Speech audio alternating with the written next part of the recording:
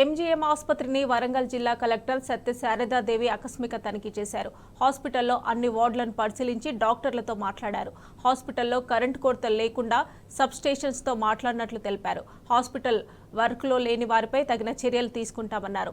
Seasonal వ్యాధులు రాకుండా ప్రత్యేక జాగ్రత్తలు తీసుకుంటున్నామంటున్న కలెక్టర్ శారదాదేవితో మా ప్రతినిధి రవికాంత్ ఫేస్ టు ఫేస్.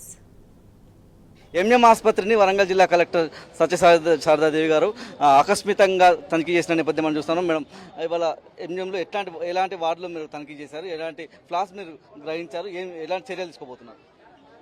యాక్చువల్గా నిన్న వచ్చానండి నేను హాస్పిటల్కి రిలేటెడ్ టు మన డిలాపిడేటెడ్ స్ట్రక్చర్స్ ఇక్కడ ఉన్నాయి, నర్సింగ్ స్కూల్, వాటిని మనము షిఫ్ట్ చేయాల్సిన అవసరం ఉంది అన్న దాంతో వచ్చినప్పుడు ఇక్కడ ఓపీ వార్డ్కి రావడం జరిగింది. ఈ ఫెసిలిటీస్ ఇవి కొద్దిగా ఇబ్బందికరంగా ఉండడంతో ఈరోజు మార్నింగ్ నేను రావడం జరిగింది. ఇక్కడ ఎవరు డ్యూటీ డాక్టర్స్ ఇక్కడ ఉన్నారు, హెచ్ఓడీస్ ఎవరు ఉన్నారు, ఆ డీటెయిల్స్ అన్నీ కూడా వెరిఫై చేశాము. ఎవరెవరైతే లేరో వాళ్ళ మీద తగు చర్యలు తీసుకుంటాము. అడ్మినిస్ట్రేషన్ని సెటరైట్ చేయడమే ఈ లక్ష్యం అని మనకి ప్రభుత్వం నుంచి స్ట్రిక్ట్ ఇండికేషన్ అనేది ఉంది. సో అది ఫాలో చేయడానికి మేము ఇక్కడ ఉన్నాం కాబట్టి మా డ్యూటీని మేము నిర్వర్తిస్తున్నాం. గతంలో పవర్ కట్స్ కూడా ఇక్కడ కనిపించిన నేపథ్యంలో ఏ రకంగా ముందుకెళ్తాం? ఎన్పీడీసీఎల్ వాళ్ళతోటి మేము కోఆర్డినేట్ చేసుకుంటూ పవర్ అనేది మనకి ఇబ్బంది కలగకుండా అనేది చూసుకోవడానికి మనం సబ్ స్టేషన్స్ కానీ ఏవి కానీ వాటి నుంచి మనము పవర్ అనేది అన్ఇంటరప్టెడ్ పవర్ సప్లై అనేది ఇవ్వడం జరుగుతుంది. మనం సూపర్ స్పెషాలిటీ హాస్పిటల్ ఏదైతే కట్టుకుంటున్నామో అందులో షిఫ్ట్ అయ్యే లోపల ఇక్కడ ఎలాంటి ఇబ్బందులు లేకుండా ఇక్కడికి వచ్చే ప్రతి ఒక్క రోగికి మంచి ట్రీట్మెంట్ ఇచ్చేదానికి తగు చర్యలు తీసుకోవడానికి ప్రభుత్వం నుండి స్పష్టమైన ఆదేశాలు ఉన్నాయి. మనకి అన్ని వార్డుల్లో అన్ని డిపార్ట్మెంట్స్లో సరైన సిబ్బంది ఉన్నారా, ఏమన్నా సిబ్బంది కొరత ఏమైనా ఉందా, దాని గురించి ఎట్లా ఏం చెప్తారు? నేను పొద్దున వచ్చి చూసినప్పటికీ ఆల్మోస్ట్ ఒక 80% వరకు స్టాఫ్ కనపడుతున్నారు నాకు, అండ్ టైంకి వచ్చి పనిచేస్తున్నారు. ఎక్కడెక్కడైతే ఉండాల్సిన హెచ్ఓడీస్ లేరో, అసిస్టెంట్ ప్రొఫెసర్స్ కనపడలేదో వాళ్ళు వార్డుకి ఒకరిద్దరు చొప్పున నాకు కనపడలేదు. వాళ్ళు ఒకవేళ లీవ్లో ఉన్నారా, వాళ్ళు ఎలాంటి రిటర్న్ లీవ్స్ తీసుకున్నారా, ఇలాంటిది చూసి వాళ్ళది ఇమీడియట్గా యాక్షన్ తీసుకుంటాం. వాళ్ళు ముఖ్యంగా ఇది సీజనల్ వ్యాధులకు సంబంధించిన సీజన్, వర్షాకాలం, ఇప్పుడు వర్షాలు బాగా పడుతున్న నేపథ్యం మనకు కనిపిస్తూ ఉంది.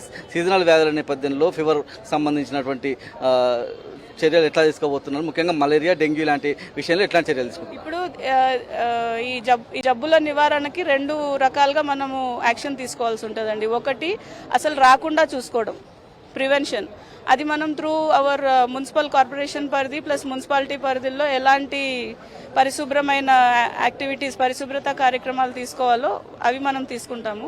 ఒకవేళ బై ఎనీ ఛాన్స్ అవి వచ్చినా కూడా మన సరైన బయోమెడికల్ ఫెసిలిటీస్, బయోకెమికల్ టెస్టులు చేసి అది నిజంగానే ఎలాంటి జబ్బో ఇమీడియట్గా ఐడెంటిఫై చేసి రియాక్ట్ అవ్వడానికి డాక్టర్స్ కూడా తగు సంఖ్యలో ఇక్కడ అవైలబుల్ ఉండే ఏర్పాట్లు చేస్తాం.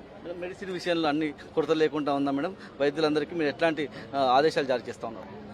ఇప్పుడైతే చూసిన కాడికి మెడిసిన్స్ నేను ఈవెన్ ఆ మెడికల్ స్టాల్ కూడా విజిట్ చేశాను. ఉన్నవి కూడా విత్ ఇన్ ఎక్స్పైరీ లిమిట్స్లో ఉండే మెడిసిన్స్ కరెక్ట్గానే ఉన్నాయి. ఒకవేళ ఏదైనా షార్టేజ్ రాబోతుంది అని యాంటిసిపేట్ చేస్తే ఇమీడియట్గా యాక్షన్ తీసుకుంటాం. సీజనల్ రోగుల విషయంలో అయితే ప్రత్యేకమైన చర్యలు తీసుకుంటున్నాం అనేది, అందుకు అనుగుణంగా మెడిసిన్ కూడా అందుబాటులో ఉన్నాయని చెప్పి జిల్లా కలెక్టర్ చెప్తున్న నేపథ్యం మనం చూస్తూ ఉన్నాం. కెమెరా పర్సన్ సంజీవ్తో రవికాంత్, టీ న్యూస్, వరంగల్ జిల్లా.